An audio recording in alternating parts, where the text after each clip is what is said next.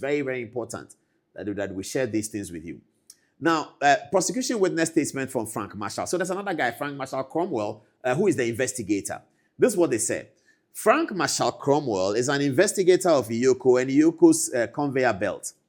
He is merely relaying the suspicions and interpretations of matters EOCO does not understand by reason of the operational character of the previous national security arrangement, which to all intents and purposes, the previous Minister for National Security and the National Security Coordinator are custodians of those confidential and submarine undertakings.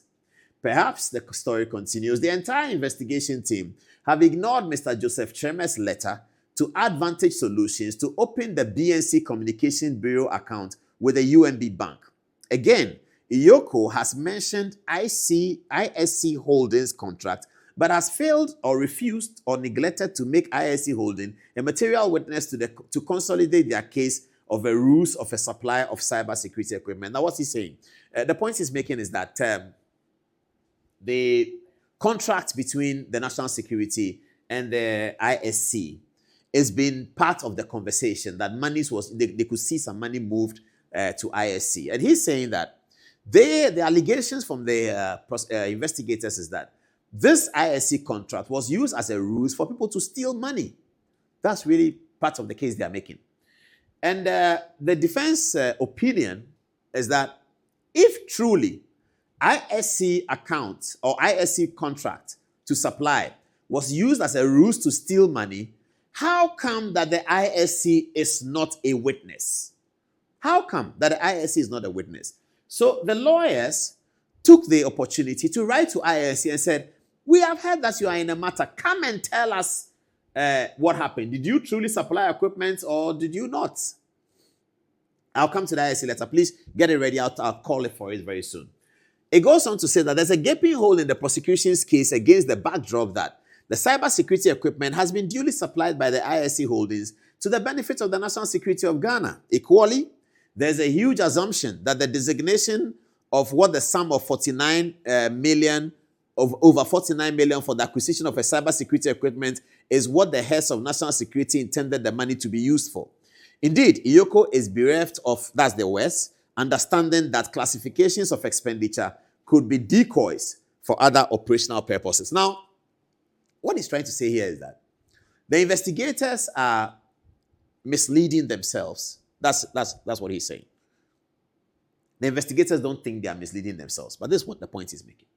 That the investigators are misleading themselves because they are assuming that 49.1 million, which they saw in the account, was all intended to pay for the cybersecurity equipment. No, it wasn't. The cybersecurity equipment was paid out of that.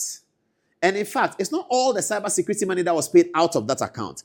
They run different accounts and pay different things from different places. So they pay the cybersecurity out of that, and then they use the rest for other things, which was sanctioned by the hierarchy. That's really the point. Okay, let's move on and see what else we have. It says that there is no nexus between the properties listed and the crime EOCO is trying to urge upon the court.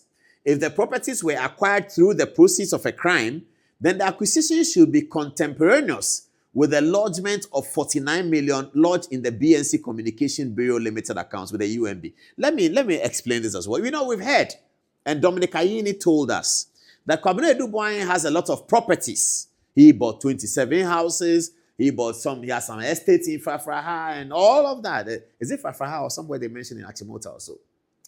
So the opinion of the defense is that you must, as a prosecution, tie a nexus between the amount of money being discussed at the time it was in the bank and at the time that these properties were bought. So if, for instance, you're investigating a 49 million matter which occurred in 2020 and properties had been acquired in 2017, and because you see that the properties are for the accused person, you say that, oh, he also has properties, but the properties were acquired before the 49 million scandal or whatever that you are investigating, then it doesn't really add up.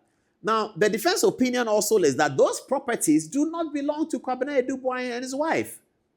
That is a business they do. Kwabena Adu Boahen and his wife have a platform where people give them money for them to build their houses for them. So those 27 houses are owned by 27 people, and Adu Boahen's company is the platform that is aggregating that. The houses do not belong to him. And there are companies who do that. They have big land somewhere, they buy the land, they've had that land for 18 years, and then they say, yeah, we have land, so we are going to distribute the land. You pay us, we start building for you. Pay us, we build for you. We have a block making factory here, we have a stone quarry here, we have a da-da-da. So you just give us money, we build for you. That's the business that they do, and this is verifiable. So you have to connect, and then they say some cars. You have to connect the 49 million with some of these things at the minimum. And that's still not a basis to convict, I think. But at the minimum, you need to put that together before we move ahead, isn't it? All right. So that's what they're saying. It says that they are yet to verify Index 15 series, which connects the property acquisitions with the process of the so-called crime. The same points he's making.